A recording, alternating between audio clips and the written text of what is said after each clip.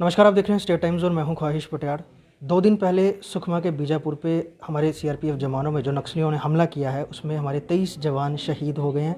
और आपको मैं बताऊं कि जम्मू के हमारे एक सपूत राकेश्वर सिंह मनहास इस हमले में लापता हैं। आज पूरा देश, जैसे ही ये पूरी खबर हर जगह पहुंची तो इस समय पूरा देश बहुत गुस्से में है। और साफ़ तौर पर इस समय हम राकेश्वर सिंह मनहास के घर में हैं, जो कि लोअर बरनाई में है, जम्मू में है।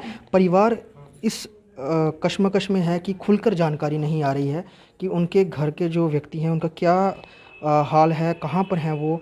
और सीआरपी हालांकि पूरा वहाँ पर ढूंढने का प्रयास कर रही है। और जिस तरह से गृह मंत्री अमित शाह भी इस समय छत्तीसगढ़ के दौरे पर उन्होंने श्रद्धांजलि दी है, लेकिन ये इस समय सबसे बड़ा चैलेंजिंग यही रहेगा कि जो एक जवान लापता है उनको ढूंढना, क्योंकि बहुत ज़्यादा वो कहें कि फॉरेस्ट और जंगल का एरिया है और नक्सली जिस तरह से वहाँ पर फैले हुए हैं और अभी भी वो कहीं न कहीं घात लगाए हुए हैं। लेकिन सबसे बड़ी बात यही है कि जो जवान हैं वो कहाँ पर हैं, उनको उनके बारे में कैसे जानकारी मिलेगी। हालांकि कल ऑफिशियल्स का बयान आया था कि वो लापता है और उनको ढूंढने का प्रयास किया जा रहा है। मेरे साथ परिवार है और यहाँ पर तमाम इनके आस पड़ोस के लोग और रिश्तेदार भी यहाँ पर आए हुए हैं और इस स्थिति में इनके साथ खड़े हैं।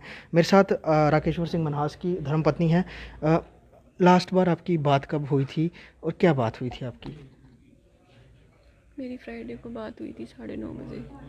यही बात हुई थी कि मैं ऑपरेशन ड्यूटी जा रहा हूँ, मैं कल आके बात करूँगा, मैं अपना खाना पैक कर रहा हूँ बस। तो उससे पहले आपसे उनकी रेगुलर बात होती थी या रेगुलर होती कोई है। वीडियो कॉल में करते थे या वॉइस कॉल के थ्रू? हाँ, वीडियो भी होती है, वॉइस भी होती है। वीडियो कॉल कम होती है, वॉइस होती है ज़्यादा। तो आपसे वो शेयर करते होंगे कि किस तरह का वो खतरनाक इलाका है जहाँ पर वो जाते हैं, और कई हमले पहले भी, थोड़े दिन पहले भी हमला हुआ था वो उस। आईडी ब्लास्ट हुआ था, हमला नहीं हुआ था, आईडी ब्लास्ट हुआ जी था, जी, वो बस उड़ाई थी। वो आपसे सारी बात शेयर करते थे, लेकिन नहीं, वो मेरे से कोई बात शेयर नहीं करते, मैं खुद न्यूज़ पढ़ती हूँ।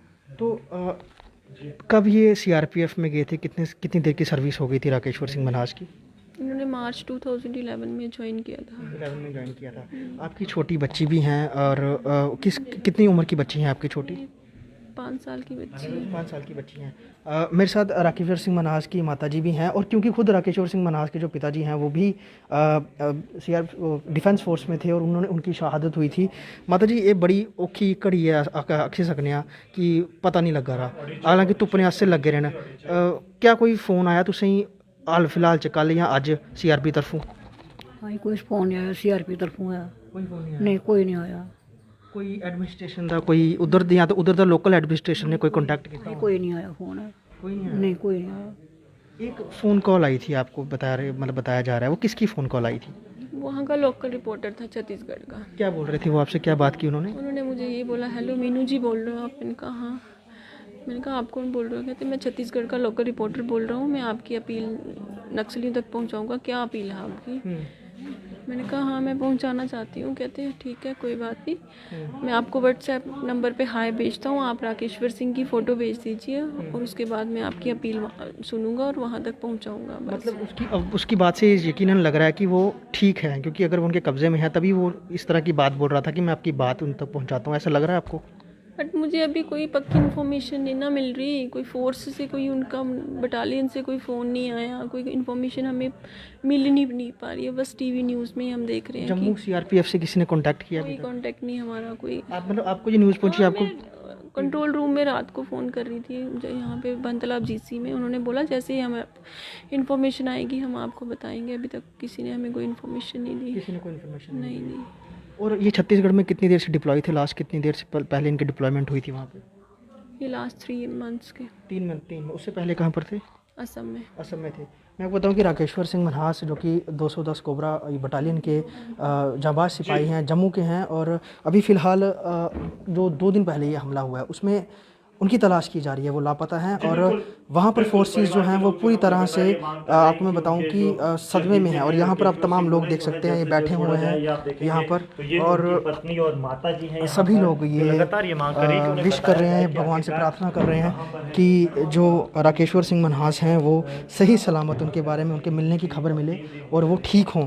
हालांकि पूरे देश आज जो हमारे जवान शहीद हुए हैं उनको श्रद्धांजलि दे रहे हैं और गुस्से में भी हैं। और साफ़ तौर पे जिस तरह से पुलवामा में जब हम सीआरपीएफ सीआरपीएफ जवानों पे हमला हुआ था उसके बाद जो भारतीय जो एडमिनिस्ट्रेशन या फिर सेना ने जो कड़े कदम उठाए थे पाकिस्तान के खिलाफ, उसके साफ तौर पर एक नज़रिया था भारतीय सरकार का, वो सामने आया था। लेकिन अब जो हमारे जो 23 जवान शहीद हुए हैं और हमारे जम्मू के सपूत राकेश्वर सिंह मनहास जो हैं वो जो लापता हैं इस हमले में, उनको ढूंढने का प्रयास किस तरह कर रही है। हालांकि सीआरपीएफ ने परिवार से अभी तक कोई संपर्क नहीं साधा है। परिवार को भी जो इन्फॉर्मेशन है वो थ्रू न्यूज़ चैनल्स के ही मिली है और ये हालांकि प्रयास कर रहे हैं। ठीक जैसे कि शुक्रवार को राकेश्वर सिंह मनहास की धर्मपत्नी ने बताया कि उनसे बात हुई थी और बात में उन्होंने बताया था कि मैं एक ऑपरेशन में जा रहा हूं और ऑपरेशन में जाने के लिए मैं तैयारी कर रहा हूं।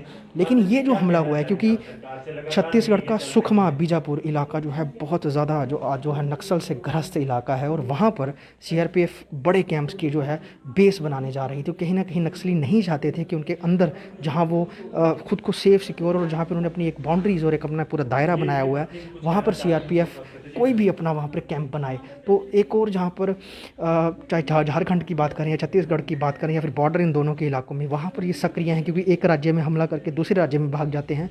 हालांकि इनका जो दायरा है वो सिर्फ 30 से 40% इलाके में रह गया हुआ है और बाकी इलाकों में जो नक्सलियों का जो है पूरी तरह से सफाया हो चुका है। लेकिन फ़िलहाल आपको मैं अपडेट के लिए बता दूं, जम्मू के सपूत जो हैं राकेश्वर सिंह मनहास जो कि लोअर बरनाई के हैं, वो लापता हैं 2 दिन पहले जो हमला हुआ सीआरपीएफ के ऊपर बीजापुर सुकमा में।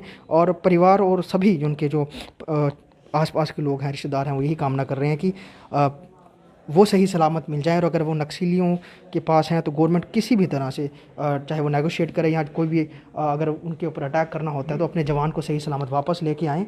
ये इस समय सबसे बड़ी डिमांड है। और दूसरी बात, परिवार के साथ बिल्कुल जो है संपर्क बनाए वहाँ सीआरपीएफ जो छत्तीसगढ़ में है, ताकि ये अपडेटेड रहें कि क्या सिचुएशन है, क्या कार्रवाई सीआरपीएफ कर रही है। और फिलहाल जिस तरह से वहाँ पर सिचुएशन बनी हुई है उस पर पूरे देश की निगाहें हैं, लेकिन जम्मू के हम तमाम लोगों की और परिवार की भी निगाहें हैं कि क्या हमारे जवान को सही सलामत कब वापस लाया जाएगा, उनके बारे में कब तक जानकारी मिलेगी। वीडियो जर्नलिस्ट पवन शर्मा के साथ ख्वाहिश पटेल, स्टेट टाइम्स, जम्मू।